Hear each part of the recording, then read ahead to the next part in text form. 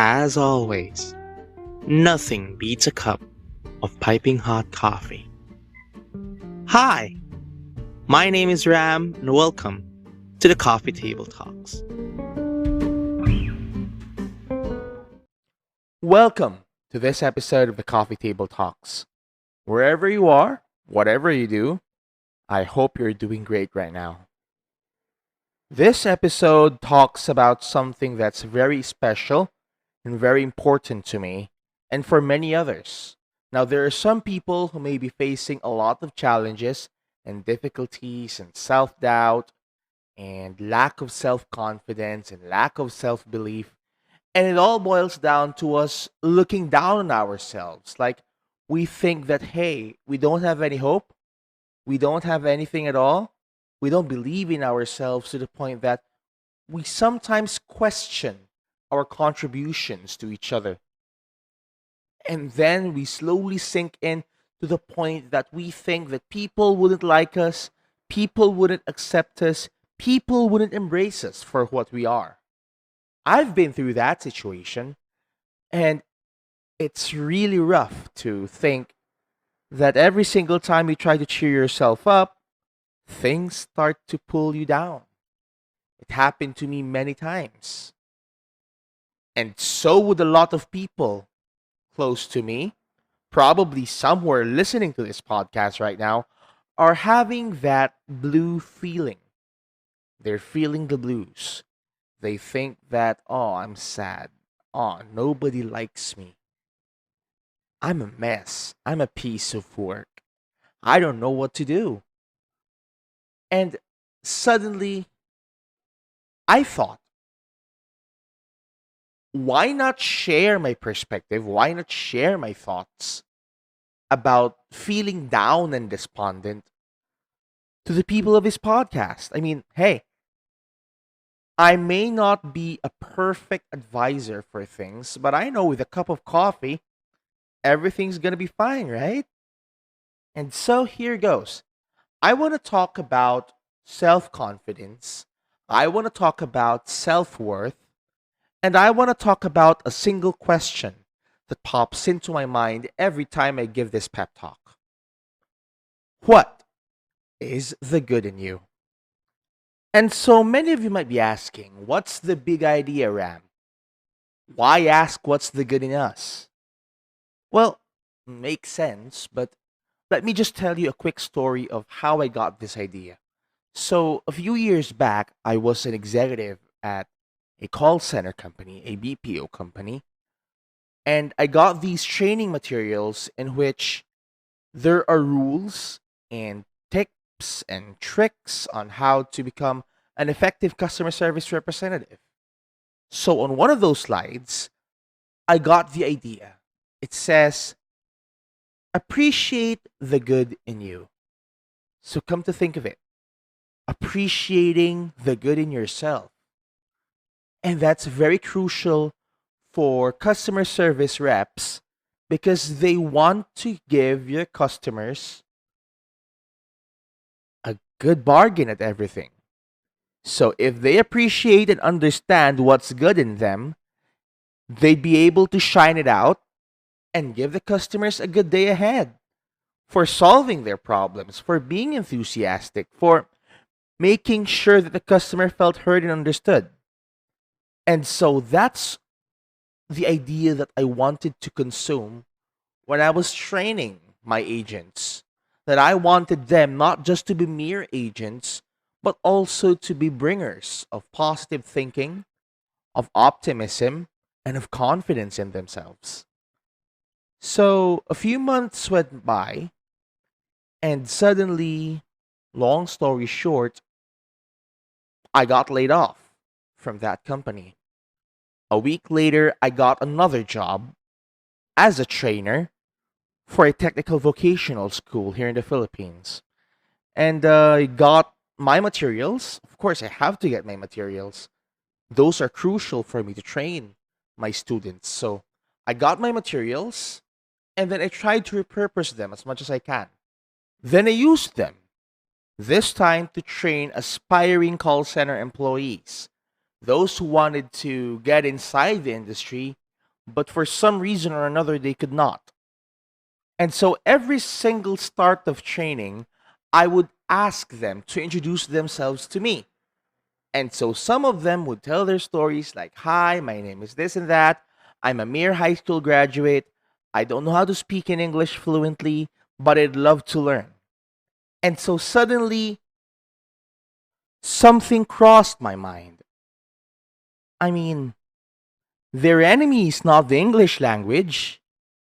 They're good at speaking English. I mean, if you're measuring them by the way they speak English, they know English. They can speak English. Sure, perhaps their grammar and their pronunciation needs a little work, but nevertheless, they can speak English. So English is not their enemy. And I concluded their enemies are their own confidence in their own selves. It's like, hey, your enemy's not English. Your enemy is your own confidence in your own self. You're not good at something because you thought you're not good at something. Say, I'm not good at swimming because I believe I'm not good at swimming. And so that's what happened to my trainees as well. I always tell them from the very onset of training, hey, there's no problem with your English. Your English is good. You could speak fluently. You could speak well. You have the command of the language, but your enemy is your confidence. You just have to believe in yourself. You have to trust in yourself. You have to motivate yourself. And so few days have passed. Whenever there's a training, of course, you'd have to make sure that they're comfortable. You'd listen to their stories. You'd hear them. You'd talk to them. You'd listen to their concerns. You'd make sure that they are comfortable, that they're enjoying learning with you. And in the middle of the training, I suddenly opened up my file. And there I found out the same PowerPoint presentation in which I taught my agents before, with that same core tenet: believe in the good in you, appreciate the good in you. And so I try to teach it to my trainees. I tell them, the problem with you is your confidence. Yes, sure. You might not have the support of people around you. You might not have the love of people around you. But as long as you have yourself, nothing else matters. And so let's make this little activity. Let's pretend that I'm the trainer and you're the trainee. And I want you to figure this out. I want to practice it in yourself. I want you to consume every single word that I'm about to say. So here goes. Close your eyes and think of the times when you feel down, when you feel despondent, and when you feel alone. I mean, think of those times. Think of those times when people reject you. Those times when people think that you're not worthy. You're not good enough. Think of those times that you were too enthusiastic to do something, but then something's holding you back because people made fun of what you did, and eventually they wouldn't let you do your thing because they think you're just a lowlife. They think that you couldn't do anything good. They think that you wouldn't succeed, that you're a failure, that you're not at par with their level. But hey, I tell you what, appreciate that good in you.